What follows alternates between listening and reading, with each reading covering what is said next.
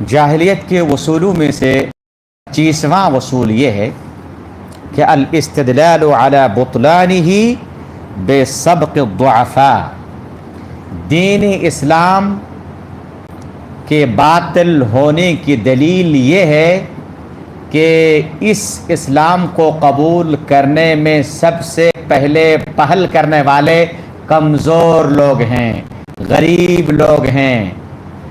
یہ ان کی دلیل ہے۔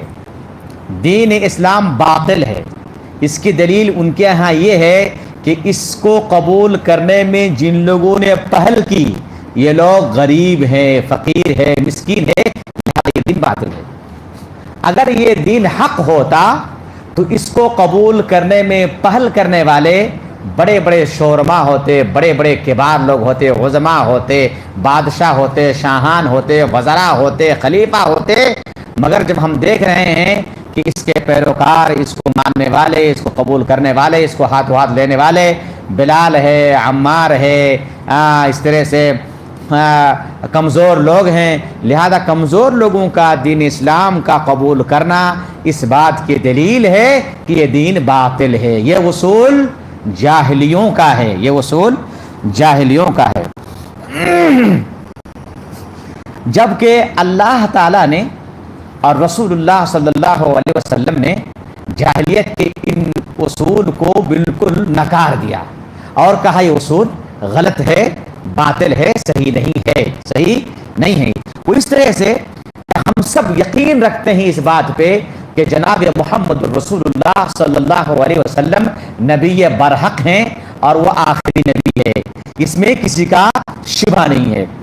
اب آئیے، جب آپ صلی اللہ علیہ وسلم کی دعوت مکہ میں پھیلنے لگی تو ایک مرتبہ مکہ کے کچھ تاجر لوگ ملک شام گئے، اور شام جا کر کے جب وہاں کے بادشاہ ہرقل کو معلوم ہوا کہ مکے کے کچھ لوگ میرے شہر میں تجارت کی غرض سے آئے ہوئے ہیں اور میں نے سنا ہے کہ مکہ میں کوئی آدمی آیا ہے جو نئے دین کی نشر و اشاعت کرتا ہے، تو کیوں نہ اس سے پوچھ لیا، ان لوگوں سے پوچھ لیا جائے اس دین کے بارے میں اور اس آدمی کے بارے میں۔ لہذا ہرقل نے قریش کے ان تاجروں کو ملک شام میں اپنے پارلیمنٹ میں جمع کیا اور کہا کہ میں تم لوگوں سے کچھ پوچھنے والا ہوں، سچ سچ بتانا، سچ سچ بتانا۔ اور ترجمان اور بادشاہ نے کہا کہ تم میں اس آدمی کا سب سے قریبی رشتہ دار کون ہے؟ ہاں، تو سب لوگوں نے ابو سفیان کا نام لیا، ابو سفیان کا نام لیا۔ ابو سفیان کھڑے ہو گئے۔ اب یہ ہرقل اسے سوال کریں گے اور وہ جواب دیں گے۔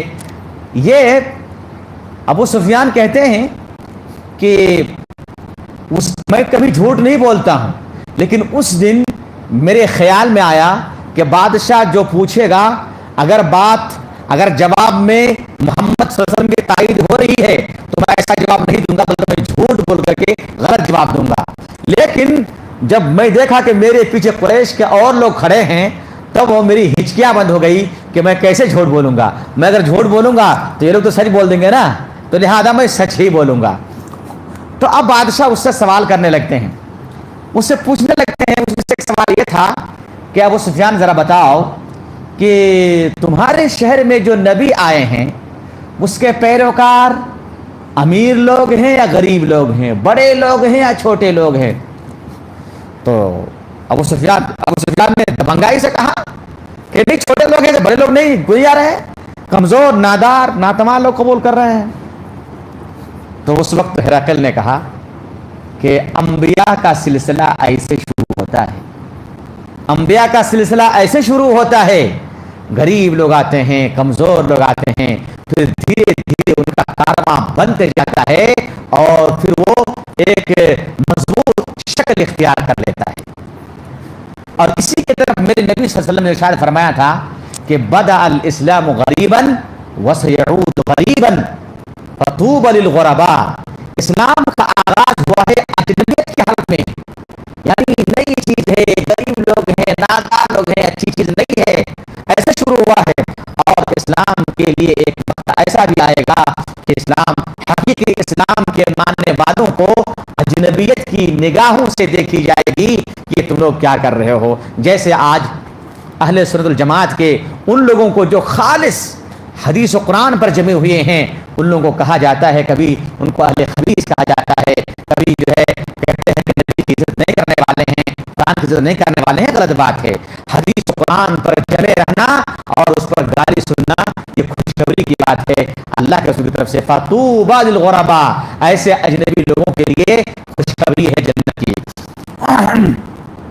اللہ رب العالمین نے دوسری جگہ اس اصول کی تردید کیا اور کہا وما ارسلنا فی قریۃ من نذیر الا قال مترفوها انا بما ارسلتم به کافرون. کہا کہ ہم نے جب کسی بستی میں کسی نبی کو بھیجا تو اس گاؤں کے بڑے لوگوں نے, کس نے, مترفوها یعنی اس گاؤں کے عیش و عشرت سے زندگی گزارنے والے, اچھی زندگی گزارنے والے, پیسے والے, کمانے والے, اسٹیٹس والے, سب لوگوں نے کیا کہا تھا. یہاں سماج کے لوگوں کس کو ہوتے ہیں, ایک جو ہے جن کے پاس ہیلدی ویلدی, جس کے پاس جسمانی اور جس کے پاس مالی حالات اچھے ہوں, اور ایک غریب لوگ ہیں, ناکما ہیں, غریب ہیں. تو اللہ تعالیٰ نے دونوں قسم میں سے صرف ان کا ذکر کیا جو اپنے گاؤں کے خوشحال لوگ ہیں, اپنے علاقے کے خوشحال لوگ ہیں. کہا کہ ہم نے جب کسی بستی میں کسی رسول کو بھیجا تو اس گاؤں کے خوشحال لوگوں نے, یعنی ایک طبقہ نے, خوشحال لوگوں نے کہا انا بما ارسلتم به کافرون, اے رسولو تم لوگ جس چیز کے ساتھ بھیجے گئے ہو ہم اس کو انکار کر رہے ہیں. تو پتہ چلا کہ خوشحال لوگ سب سے پہلے انکار ہی کرتے ہیں اور حق بات کو سب سے پہلے غریب لوگ لیتے ہیں, کمزور لوگ لیتے ہیں, ناکواں لوگ لیتے ہیں. یار اس سے مشرکین اور زمانہ جاہلیت کے اس اصول کی تردید ہو جاتی ہے. اور ایک جملہ بہت مشہور ہے, الحق لا يعرف بالرجال بل الرجال يعرف بالحق. کسی حق کو آدمی سے نہیں پہچانا جاتا بلکہ آدمی کو پہچانا جاتا ہے حق سے, کہ آدمی حق پر ہے یا نہ حق پر ہے. ہم کتاب و سنت کو شروع سے جانچیں گے مگر کتاب و سنت کو کسی آدمی سے جانچ نہیں پائیں گے.